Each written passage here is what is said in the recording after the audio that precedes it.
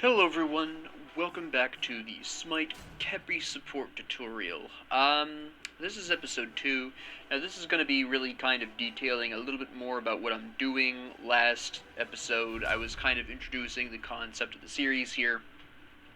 So there were some things that I didn't go into quite as much detail, especially at the beginning where I was kind of going through what I was going to be dealing with in these episodes. Now you may have noticed that I also to some extent talked about the team at large. That is because I don't believe necessarily that a tutorial is complete without addressing some of the things going on in the match at large. No match is the same. I can't just sit here and explain why my itemization is affecting the match and not also talk about how other players' itemization may be affecting mine, or how I'm making my decisions, why I'm deciding things, and etc. So that is why I'm also offering up a commentary on the other players as well. Last game, I made some comments at the end, some what I think are fair pros and cons of what various people did in that match. It'll be interesting to see if the Danza is going to be as aggressive as the Izanami was in the last match. That is going to be quite the interesting question that we will be asking about here. So, ultimately that's what we're going to be talking about. Well, I'm just kind of interested to see. Now, this is really where you start planning your build, honestly, is the loading screen here. We have to assess. That was normally loud for some reason. No, they have a lot of healing here, so I'm going to be going for the Tainted Steel again. Pele has a self-heal in her in her passive, and she'll probably build a little bit of lifesteal. Thanatos has self-heal in his Death Scythe and every time he gets a kill. And Cupid's Hearts, obviously. Amazon Cobb has increased HP regeneration. Again, we are going for Rising Dawn specifically for the wave clear portion of the deal. Now, they have 4 physical, so we're going to be very heavily emphasizing physical protections to an extreme degree. Actually, most of what we'll be doing will be physical protections. We are actually going to pop right into... no, we're not going to pop right into Iron Mail first. I usually go for Jade Emperor's Crown because the health difference, while it is about 100 different... yeah. Jade Emperor's Crown has a more significant effect in the early game than Sovereignty does. Sovereignty has a bit of a stronger impact in the mid to late game simply by merit of the fact that it is increasing protections, and what a lot of people don't talk about is, and this is common knowledge for veteran players, but newer players may not know this. I'm going in the wrong direction. What a lot of newer players don't know is that the more protections you have, the less you get out of them. In other words, diminishing returns. There is an entire formula for calculating how much damage mitigation you're getting from that damage, from that specific amount of protections. There is a whole formula for that. But the long and short of it is, there is diminishing returns for protections. So you don't usually want to go too far in any one direction. But with that being said, the lower your starting protections are, the more you're going to get out of something like Sovereignty. So Sovereignty is going to maintain its usefulness across the board, and in fact probably is a little bit more useful in the mid to late game simply because at that point there's more damage to mitigate from the increase in protections. So really that's where I'm going with this. This is an interesting double hunter lane. Who's this technical support? Amazon Cobb is. Alright. But yes, if you are going to be facing off against a team like this, Sovereignty is... it's just fine to build that in the mid to late game. It'll maintain its effectiveness at that point, but... what is it? Jade Emperor's Crown, I believe I'm going for, is the name of it? I can't remember the crown names individually. It is Jade Emperor's Crown. This tends to be more useful in the early game. It reduces the enemy's damage... I'm sorry. It reduces the enemy's physical power from items by 20, and in the early game, that's half of their boots, or their entire boots if they built Ninja Tabi. So it can have, like I said, a significant impact in the early game. You can effectively shut down any and all power spike that they might normally have, and that was an excellent combo there by Danza and I. He played that really well. That's good. That worked out quite well. I think we can probably aggressively... no, we can't really aggressively pursue this. That was really nice. That is why this combination works out so well usually. Yeah, I didn't think he would have the time for that. Cop moves a little faster than Cupid does, just because he has boosted movement speed with the hives, so we weren't really likely going to see a lot of return on that. I am surprised Thanatos gave that up. He could have theoretically killed me there. He could have thrown a Death Scythe right afterwards. That would have potentially... I know the Death Scythe wouldn't have killed me right then and there, but it would have slowed me down, which potentially could have been enough to get me killed after the fact. Is he still here? No, he is not still here. But on the plus side, AMC has almost no mana left, which is pretty important. Because he is clearly operating as their... their support, technically speaking. I am kind of curious to see where he takes the build total. How well he adapts to the support role as AMC. I can't really contest that. I already know this. Attempting to do so would probably just get me killed for absolutely no reason.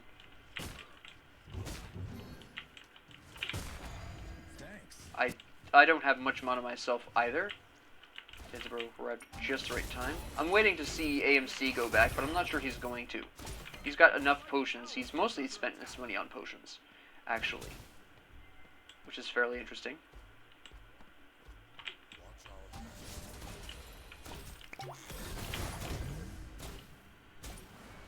And, alright. I'm gonna actually fall back. I don't think... Oh, wait, we have Loki here. This is actually... potential... Okay, who's our mid? Googlecon? This is a bad move. I don't think we should do this. Yeah, I'm gonna go... Okay, we can kill him. This is an easy kill right here.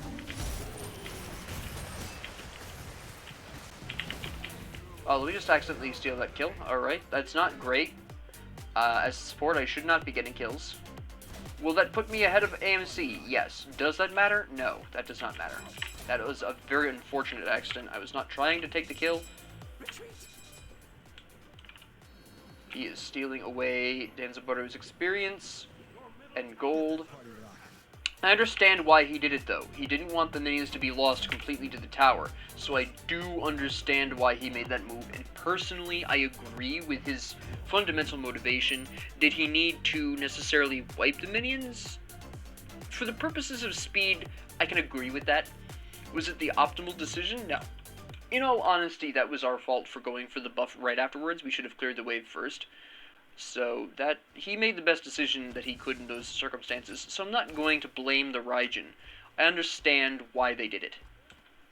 That is very understandable motives. It is better for the Raijin to have stolen the experience and gold from that wave than to have no one get it because the tower wiped out the minion wave. Oh, wait, hold on. This is definitely a problem. Okay. I'm gonna die, yeah. I might survive this.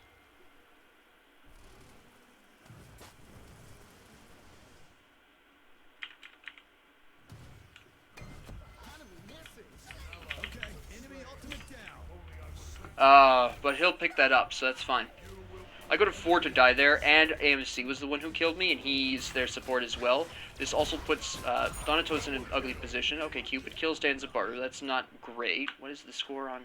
Okay, Cupid, that ties them up, really. Okay, that's... So basically, we just went back to square one across the board there. Except I think Loki gets ahead here. Yeah, Loki pulls ahead, so that's overall... That's a net positive for the team. Loki came out of that really well. Danza Butter and Cupid are roughly at the same point, with the sole exception that Danza Butter has clearly been building more aggressively. He's got Dev's Gauntlet, he's got that full. I'm actually going to leave... I'm going to leave right lane, because now that he's got Dev's Gauntlet, he's going to want to farm solo so he can build those stacks. So I'm going to leave him alone. I'll leave him in lane. He doesn't want me there anymore, and very understandably. So I will defend mid. I will see if I can force AMC to come to mid, because that's going to be fairly important. I'm actually going to go ahead and do this. I just wanted to pop up on the map there. I had the shield for my passive up, so I knew that I could spare the health very easily. Here's Kukulkan. Now, I'm not going to finish the wave because I can hold this Regents right here. Case in point. So now we're going to finish our shoes next. Now, considering that AMC is faster than me, I'm actually going to deviate from the reinforced shoes out of necessity. I'm going to need to be able to keep up with AMC, so I'm going to want to pick up Traveler's shoes for the extra movement speed, because it's the only way I'm going to be able to keep up with AMC's rotations, and that is going to be very important for me as a support. I have to make sure that I am, at the very least, wherever AMC is. AMC is just outright not rotating. Why? Here he comes. They're checking the... He's just not going to rotate. He's stoutly refusing to rotate. There he comes. Here he comes. Okay, finally. Holy cow, that took him way too long to do. Which is interesting. He basically just gave Cupid a mild disadvantage so far, because he was splitting those waves with Cupid, whereas Danza was not splitting waves. So Danza's probably about half a level ahead or something like that. Hello.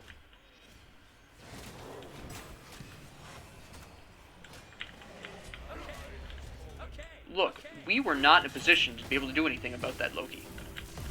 You have to assess... I don't know how I got that. I didn't need to walk back into that. That was a mistake. Loki's mistake there was not the call. The call itself was fine. The problem was... Yeah? Bring it on. No, you don't get me. The problem with Loki was that he... This is a similar problem as the last match, where a call is made without the requisite information.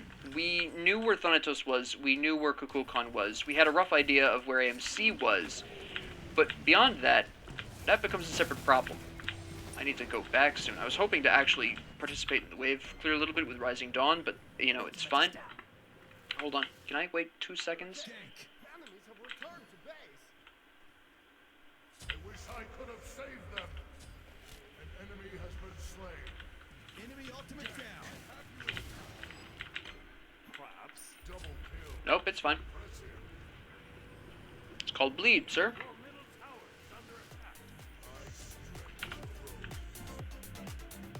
Yeah, I mean, in the early game, Pele is going to win because she has the... It's her passive, really.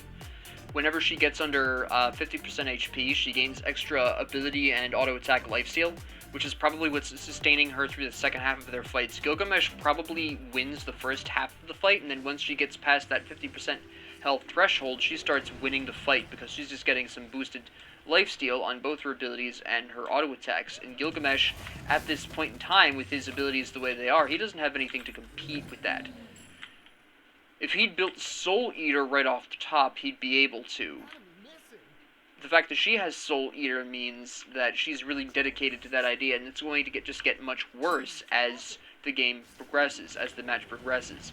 So really it's just a matter of Gilgamesh understandably building Glad Shield, but it's not what he needed there. He needed Soul Eater to at least compete, or he needed some form of anti-heal to counter that, and he has built neither. So this is an error, not necessarily as to the fact that he built it. Gladiator Shield is good on Gilgamesh. The problem is that he built it before anti-heal or Soul Eater, one of the two.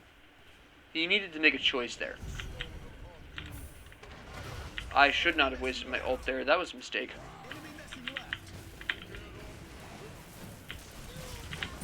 I have Shell up in a couple of seconds. We actually probably can do something here.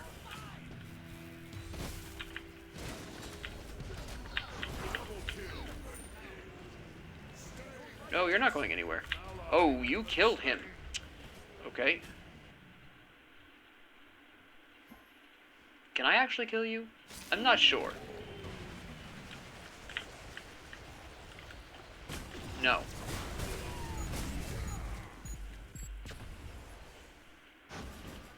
No, I'm gonna die here for no reason. Okay, yeah, that was, again, a bad decision on my part. I should not have chased Kukulkan there at all. Regardless of... He had enough health where I should not have chased him at all. So that was my mistake right there. That was a bad decision on my part. I should not have chased him. All 100% bad decision on my part. I can't blame anyone for that. That is all me. I am going to buy some wards, though. We need more information. We are not well enough informed. We need information. And we are just not planting enough wards to have this. So, what is... There's Thanatos. Interesting place for a ward. But I can understand it. I personally prefer intersections, but I know there is some justification because that does allow you to see what exactly Thanatos is going to be doing next. It's a fairly useful point for predicting where he's going to go next. How many? We do not have the kind of manpower here.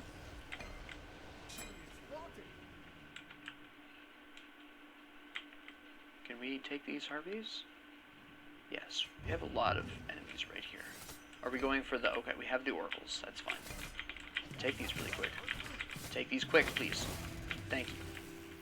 I was a little concerned about the potential for that to go south on us, but... I need to go over there. I realized too late where they were rotating and why. That was a mistake on my part. Yeah, I realized that too late. I was not paying enough attention to the enemy team's movements. I should have seen that about 15 seconds before I realized. I was way late on that realization. Okay, why is... I could not ult him in time. I was too far out. He won left lane, technically, though. Now he's going to fight... No, he's not. Okay. Alright, so me being out of range of the ult was not necessarily my fault. Kind of. In a way it was, because of my late realization caused me to rotate late, which put me out of position. It was sort of just an add-on to my earlier lack of realization of what the enemy team was doing rotating.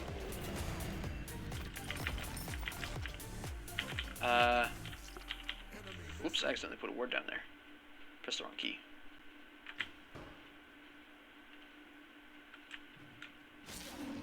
Can we make something out of this? No.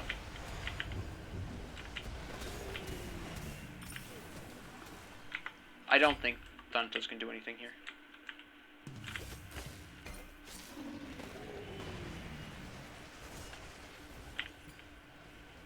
Okay, Raijin is going very ham here.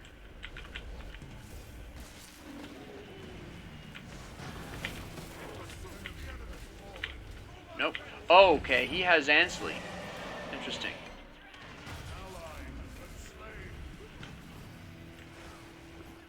Ta-da! Okay. I played that really well. That was really nice. His Aegis was perfect. I'm actually going to wait for this wave to go down. Okay, we have a bad fight here. We just lost a fight. We really don't need... Okay, that was interesting, but sure. Good. No. No. This is a really bad decision. We need to kill Cupid.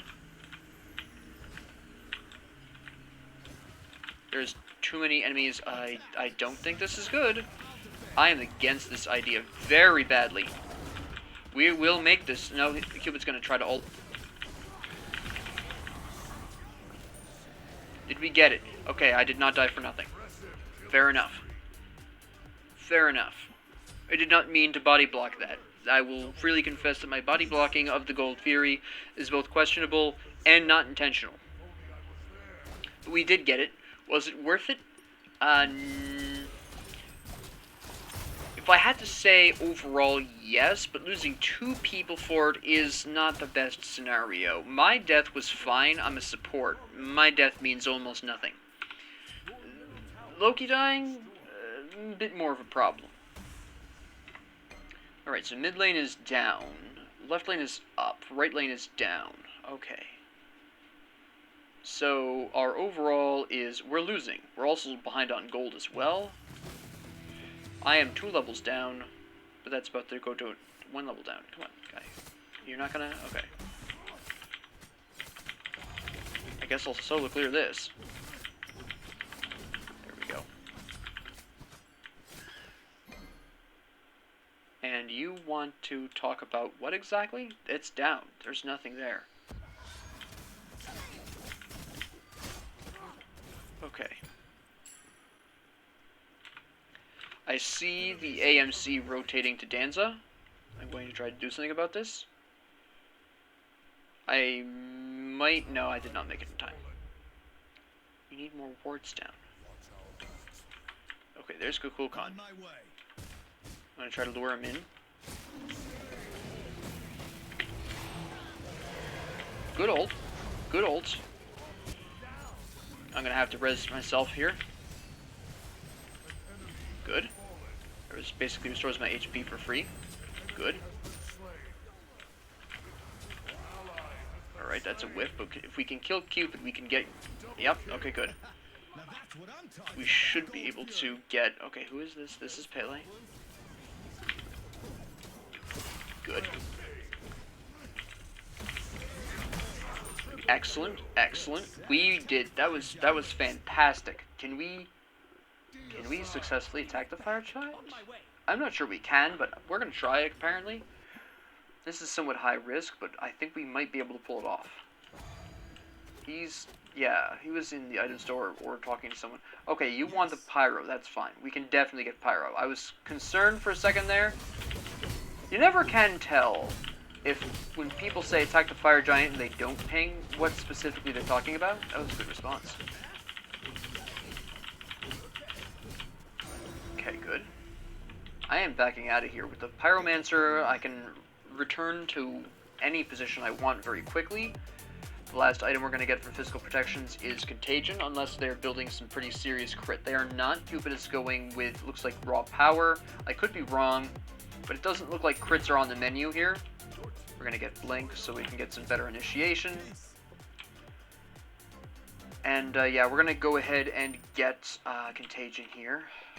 And then from there, we're going to... I'm going to go right. They've been ganking Danza so hard. And I know AMC is over here. I know Cupid is over here. There's Cupid. I keep forgetting to put down my wards. We're going to put this down here. Going to put this pretty aggressively. Thank you. Okay, so we have Cupid and AMC in right lane. Okay, we know where everyone is. Okay, so this is where we want to make a decision of some kind.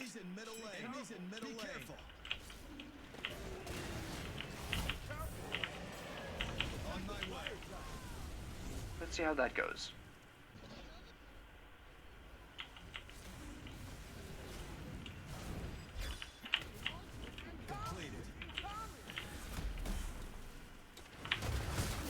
Nice, excellent. That was good. Pele is a big damage dealer on their team because she's very high level.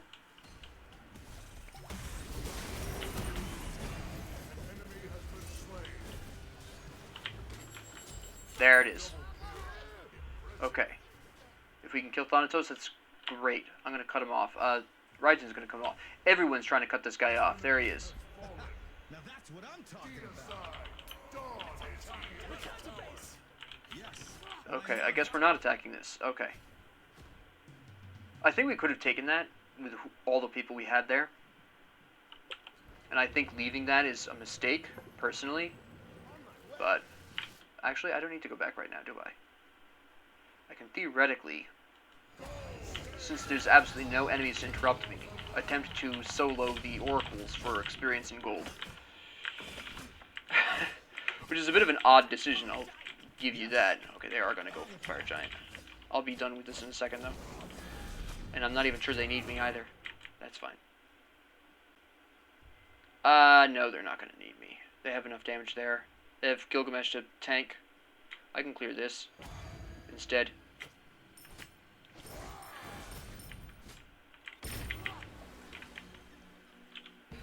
Yep. Yeah, see, they really didn't need me. And I can sneak up behind Pele here.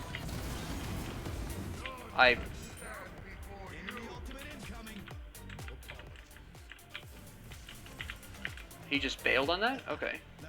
I'm not surprised they went for the Gold Fury. I don't know why Danza's there. He's in danger again. My wards are down, so I'm going to ward aggressively this time because we're in a stronger position than we were before. Ward to here, that should give us a good indication. I blink up pretty soon. Good. I'm not sure what Gilgamesh is doing. Alright.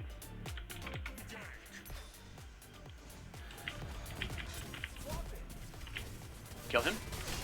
How tank is he building? He dies. He's not building. He's not building tank. He's pretending to build tank, but he is not building tank. Now we're fine. I have shell up too.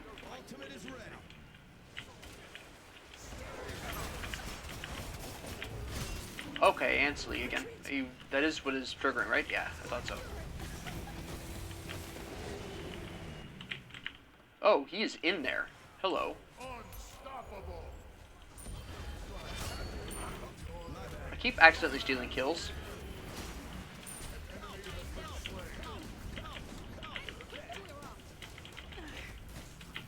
Ah, nice. What is Gilgamesh saying? Oh.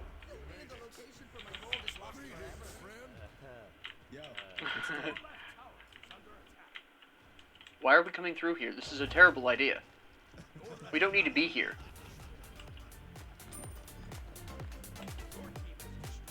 Alright. Are we going to take... Yeah.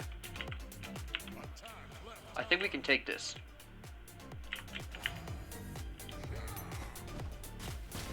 Yeah, Danza has... should have enough attack speed here to make this work.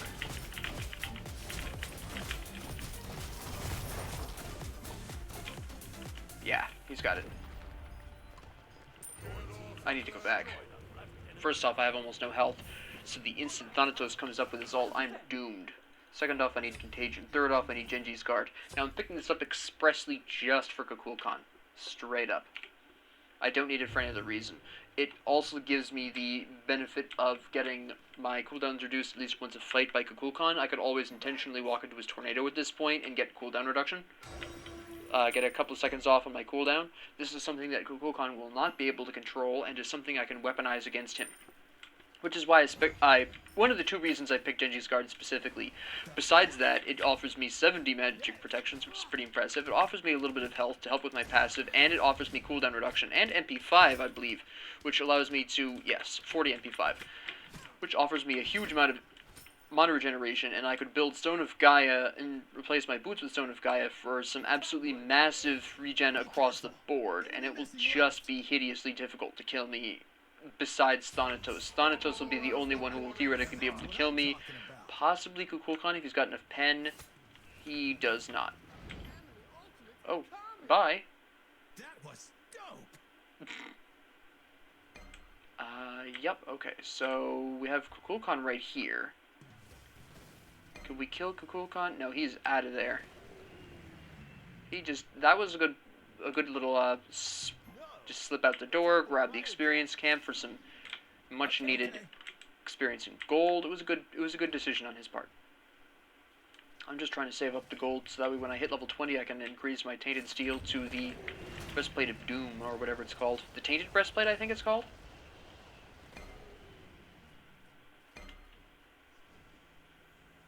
I think we're going to try to force a fight at the fire giant, though probably. Yes. That MS? Why am I confused? Is it just too late in the evening?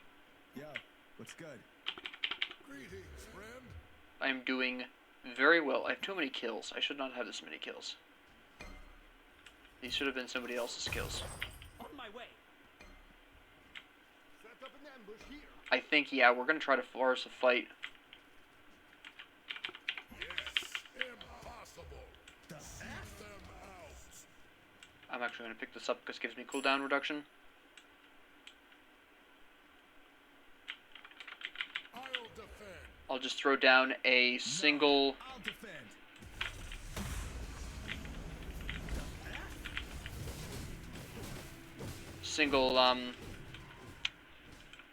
Rising Dawn for the effect. Ta-da! Group up.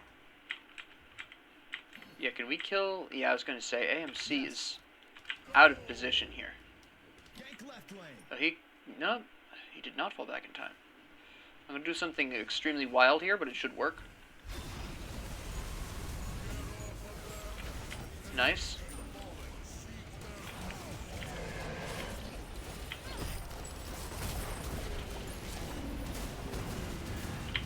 Double kill.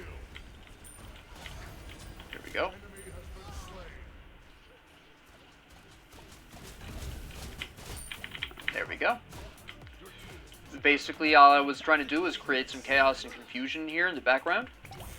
I succeeded in this mission. I'm not even going to get to my tainted breastplate. Nope, that went extremely well. That was quite... I mean, I made some mistakes, obviously, especially that the really late realization on that rotation midway through. That was... I was so slow on the uptake there. I have no idea what happened there. That was terrible. But we still ultimately pulled it off quite well. Especially once I realized that the enemy team was leaning very heavily on poor Danza. Everyone played really well. No one made any particularly egregious mistakes. Overall, what would I have to say was the problem? Well, first off, they didn't have real support. The problem with AMC as a support is that he simply does not have the crowd control. Now, I understand that he built Maniken Scepter in order to decrease attack speed, but if you look at our team comp, while Gilgamesh can use attack speed, Danza obviously uses attack speed. That's unquestioning. Danza still hits very hard through his abilities, especially if you're really close range to him. The Loki can rely on his auto attacks, or he can use abilities. Raijin can emphasize his auto attacks if he wants to, but most often uses his abilities. For 3 out of the... Well, Khepri doesn't really have auto attack options as a support, obviously, but he looked at our team comp and said, well, Loki has the backstabs that he might use. The Gilgamesh has the auto attack focus he might use because of his first ability. Raijin might decide to take advantage of his extra wide auto attacks and go for an auto attack build. Might. Maniken Scepter was only useful on Danza and was not going to be useful on anyone else on the team, unless they built auto attack focused.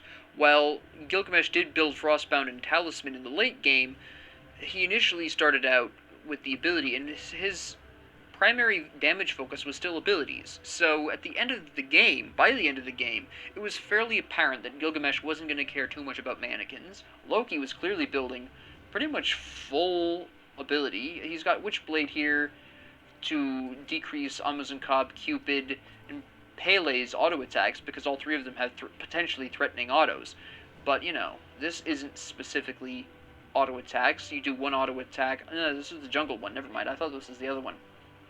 Yeah, hit enemy god, they immediately take 20% of their current health. Yes, that has nothing to do with his auto attacks. There just was not enough auto attacking going on to justify this as, I'm going to support AMC, Maniken Scepter will help us out. No, our team comp did not support the use of Maniken Scepter as an effective support item. Did he have other options? Absolutely. He could have built Sentinels. Given our team comp, that would have been potentially useful. He could have been able to throw a hive down and then be able to manipulate his auras if he chose to go full auras around like that. But he really wanted to try to go into a hybrid damage defense build. The Anseli is a fairly strong indication of this. Anseli on AMC is somewhat questionable. Yes, it saves him from me, but it does nothing versus, say, Raijin, who potentially could be out of range by triggering this. Raijin's Raichu, the little Zappily doodle guy that he throws out there, could chain to Amazon Cobb and wipe this out before it even becomes relevant in a fight. So this was a fairly risky thing to build here. Beyond that, dominance, AMC are a support. You had no need for dominance here. This was a purely selfish, aggressive pickup, and I cannot agree with this. Like, I can understand why he built Anseli. I understand this. I understand why he built mannequins. It was just a huge gamble on a team comp that would just realize immediately what not to build and what not to focus on, and especially since, while I would say roughly a third of Gilgamesh players concentrate on auto attacks, roughly. Loki players don't usually emphasize auto attacks. Every once in a while, one will focus on auto attacks for fun, but it's not very often. They usually play ability. Raijins almost always play ability. I have seen Raijins play auto attack builds, and I have seen Raijin do auto attack builds well. I have played a couple of good games with an auto attack focused Raijin. It can work, and it can work really well. But often, if you're looking at probabilities, both Raijin and Loki use abilities. They concentrate their builds around abilities. So AMC's building of Manikens was primarily a selfish move. He wanted to do some damage, he wanted to be tanky, and I use that term loosely here. Same thing with Ansley. He disguised, well, I can't say he, they disguised their desire to not be caught by me as being tanky. That is what the Ansley here is. And you could say, oh, it was just a standard double hunter, lane. No, if it was a standard double hunter lane, both would have been building damage, and they would have been trying to overwhelm us with damage, but AMC was clearly trying to justify playing AMC in the support role. My personal theory, and I may be wrong, but this is just what it looks like, is that Polk wanted to play ADC, didn't get the role. McDonald Combo was unwilling to trade the role, which is his or her right, which is their right. And so Polk chose AMC, their, I guess, favorite or whatever hunter, and went with a faux support build. And this is just that veil falls away once Dominance came out. Ekavol is kind of, again, one of those justifications. Reduces the attack speed of your opponent by 10%. There is some justification that you can call this a hybrid tank item because it does reduce the attack speed of your opponents, but this goes back to the same problems that I have with building Manikens, in that our team did not have the auto attack build to justify Ekavol being used here. And Bloodforge was just to artificially increase AMC's tankiness with the Blood Shield, despite the fact that there wasn't really any other reason that AMC would survive anyways. This is the number one reason why they had a problem. There was no crowd control, there was no tankiness, there was no body blocking here. Nothing. And you can still win without a support. Don't get me wrong, it's more difficult, as this match shows, but it's possible. But what really hurt the team is that Thanatos, a high-risk, high-reward assassin, was on their team. And this is where it falls apart. Thanatos is extremely strong, but does really want, doesn't need, if played well, if played at an extremely high level, Thanatos doesn't need a support. This is casual conquest. So the assumption is that while a player can play really well with a god, we're not expecting pro-level quantities of gameplay here. So while the Thanatos' actual gameplay was fine, Thanatos made a couple of mistakes, sure, but we all did in that match. I also questioned the Maniken Scepter on the Thanatos, but okay. Essentially, Thanatos does really want a support that can cover for Thanatos if Thanatos goes too ham, which is a natural tendency with Thanatos because, of course, the way Thanatos is built, if you don't know, every kill Thanatos gets, Thanatos heals back HP and mana. And Thanatos can hit really hard, and also has an execute, and Death Scythe is a percentage of health damage plus flat damage, so Death Scythe will hit everyone hard, regardless of who it is. So Thanatos has the potential to really carry games, for all of these reasons and a couple of more. Excellent jungler. Really wants, again, not need, wants support. And AMC could not provide that. This is why the Thanatos did not do so well. Thanatos, as a player, played fine. I'm not going to say good or bad. The Thanatos played okay. The Thanatos' build, I do somewhat question. Maniken Scepter, they were probably going for Maniken's Hidden Blade, which is fine and all. That does work really well in Thanatos, but considering, once the Thanatos saw AMC in the support role, they probably shouldn't have built Manikens. Now, maybe this is just a personal opinion of mine. Maybe this is just how I personally jungle. I don't know. But if I was the Thanatos, I would have gone into something that maybe hit a little harder immediately and could carry off. I would say, for instance, Bluestone would have been a really strong contender there. Or possibly Boomba's Dagger. Go into the one where once you hit somebody with an ability, your auto attack does a percentage of health. I believe I can't quite remember fully the terminology of Boomba's. I believe it's the big Boomba's Dagger, but I would have possibly gone for that, and then just kind of farmed this Thanatos, tried to stay out of at least duo lane because AMC was not going to pull that off. But I can at least partially understand where they were going with it. They were going for Maniken Hidden Blade, and they wanted that damage reduction, that physical protection. I can understand that to some extent, but it was a risky pick with Amazon Cobb that didn't pay off. Under normal circumstances, I would not have an issue with this, but the Amazon Cobb as a support, maybe that wasn't necessarily the best choice. Maybe you would have wanted something that would have, helped you sustain a little bit more, because this is a flat 15 health and mana. I think Boomba's Dagger does more health and mana restoration. But again, this might be me just slightly favoring Boomba's Dagger, so if you disagree with me, I totally understand that. This is just a personal matter of mine. But overall, yeah, Thanatos' build was okay. Gladiator's Shield was okay. Maybe not so early. Again, I don't know why everyone's building this so incredibly early. I would have built this slightly later.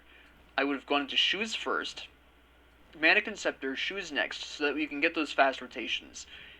Then Ansley, and then Gladiator's Shield, because with just the 10 physical protections, you're only getting you're getting 17 extra damage out of this as bonus damage, which is not a lot.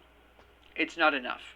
Build that after Ansley, get that in there. Well, you're getting 2.5 damage out of Maniken Scepter alone. There are the other protections, but in the early game, your protections aren't that high your default protections aren't that high. I believe it's like 25 or so for physical protections and 35 for magic. I'm having a bit of a hard time remembering off the top of my head, but even then, that's still going to be 5 extra damage from the physical and 7.5 from the magical, which still is only going to come out to 29, 30, well, actually it would be 30 bonus damage, so it's kind of like, well, is it worth it? My problem mainly is the build order. Again, I would have built Boomba's Dagger instead of Maniken's, personal preference, but Maniken Scepter, Warrior Tabi, Ansley, then Glad Shield. You have a little bit of physical protection here. As you level up, your physical protection increases more than your magic protection. This would have balanced itself out eventually. The Sledge, totally understand this. This is a really strong pick on Thanatos. I know it's not for everyone, but I do understand why this was built, and it's not a bad option for Thanatos. And Hydra's Lament, which I personally would have built before the Sledge, but they were behind, and that justifies the purchasing of the Sledge before Hydra's, so that's why the Sledge was next. This also does help with Gladiator's Shield a little bit, but again, the Glad Shield should have been built a little bit later than it was.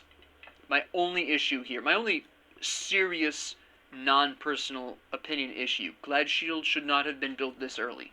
At least third, preferably fourth item. Kukulkan, built fine, played fine. There's nothing really to say here with Kukulkan. They did overall very well. The reason why they had a bit of a hard time was, again, AMC wasn't providing the kind of CC they needed. Cupid, same deal. Built fine, played fine. Was going for the crits. Very late game. So I was going to wind up being bamboozled. But if I really needed to, I could have sold my shoes for the Spectral Armor if I felt I needed to. But I was A, ahead, and B, I already had physical protections out the wazoo, so I really wasn't worried about it. But yeah, the Cupid was doing fine. I had no issues with. Pele, built overall relatively fine. I personally would have preferred to see Arandite be some form of protections. I think that was really Pele's only issue. Once the player had evolved Soul Eater, build some protections in there, grab Stone Cutting Sword, which was a great pick, by the way. This was a really good pick. Executioner, that's fine. This maybe should have been some form of protections. because going 100% damage in the solo lane, I just had this conversation with my cousin for most of the day. I've seen all throughout earlier today, because I've been playing pretty consistently earlier today. So pretty consistently throughout the day, there's been a large movement towards playing assassins in the solo lane, which is fine. A lot of them work great in the solo lane, and Pele works great in solo lane. The problem is that a lot of these players don't build at least some protections in there, because that is kind of part of what a solo lane is about. So that I would have preferred to see Erendite be some form of double protection, even if it was just the Shield of Regrowth. That would have been fine. 30 of each protection, 30 power. Great. I believe it's Shield of Regrowth. I'll have to double check the name of that. But yeah, Erendite I think was too much focus on just outright power. Also, a small quibble I have with Pele's build is in the last two items, Stone Cutting Sword, Executioner, focus on auto attacks, Bluestone Pendant.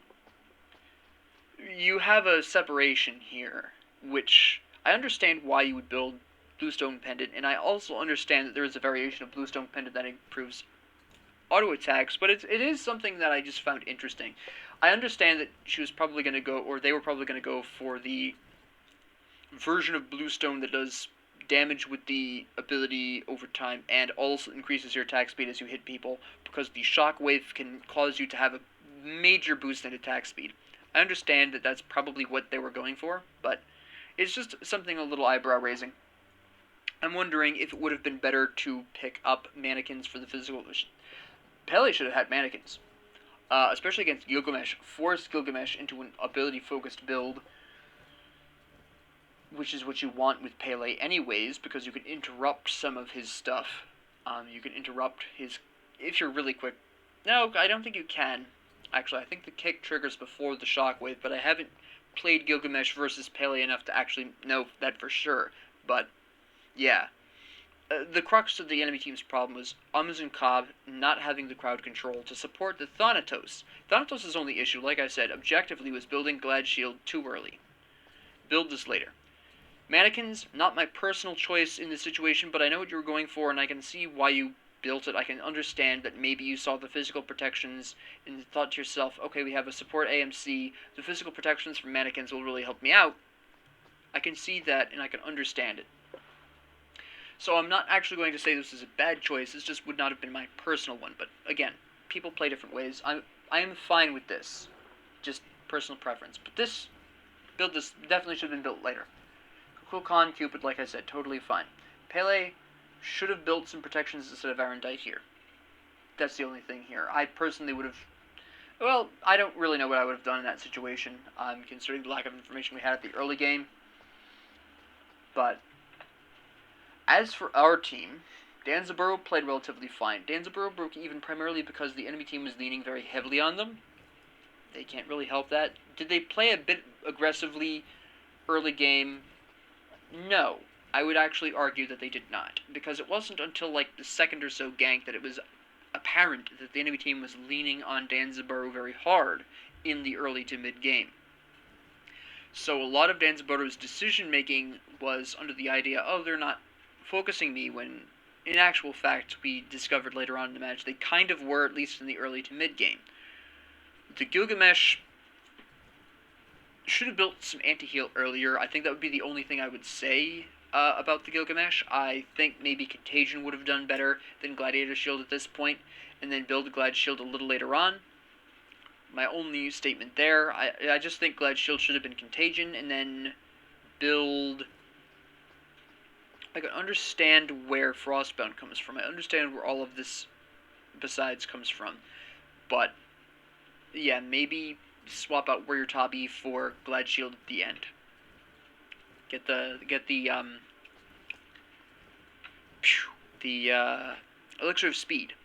Because considering their team comp was all physical except for Kukulkan, Contagion would have been providing more physical protections, would have been providing a bit of MP5, which you want in the solo lane, some HP, some MP. I mean, you can look at it right here. and also reduces healing as well. And I don't have a problem with 2 of the same aura being present on a team, because you can't guarantee that both members will be in a fight. So before people, come at me with the, oh, you shouldn't be copying an aura more than once. No, I generally don't mind 2 of the same aura, just in case one of the 2 auras dies. You still have the other one as backup. Or a team fight starts and the person with the aura isn't there because they either died earlier and hadn't respawned yet, somebody gets jumped, whatever. 2 of the same aura is not a problem. 3, I'll agree with you. You shouldn't have 3 of the same aura. That's a bit extreme. But 2 of the same aura, I'm fine with that. The Loki, like I said, the Loki I don't really have an issue with. I understand why brawlers beat stick early. I, as a jungler, personally prefer to build shoes first for the movement speed, but brawler's beat stick was a really strong second item considering the enemy team comp. You had Thanatos, you had Cupid, you had AMC, you had Pele. This is a great build. This is a great item to build right off the top. That's fantastic. That's, I'm totally understanding that. And maybe, actually, this is something I've failed to actually think about for a second, but I'm not 100% sure Glad's shield was finished before shoes. They could have just built this. They could have just built the first stage of that for a little bit of extra physical protection. I don't know. I'm just making the assumption based on how it looks. But yeah, Brawler's Beat Stick, great second item there. I do really appreciate the Void Shield coming out. Again, they had 4 physicals, so this was going to pay dividends.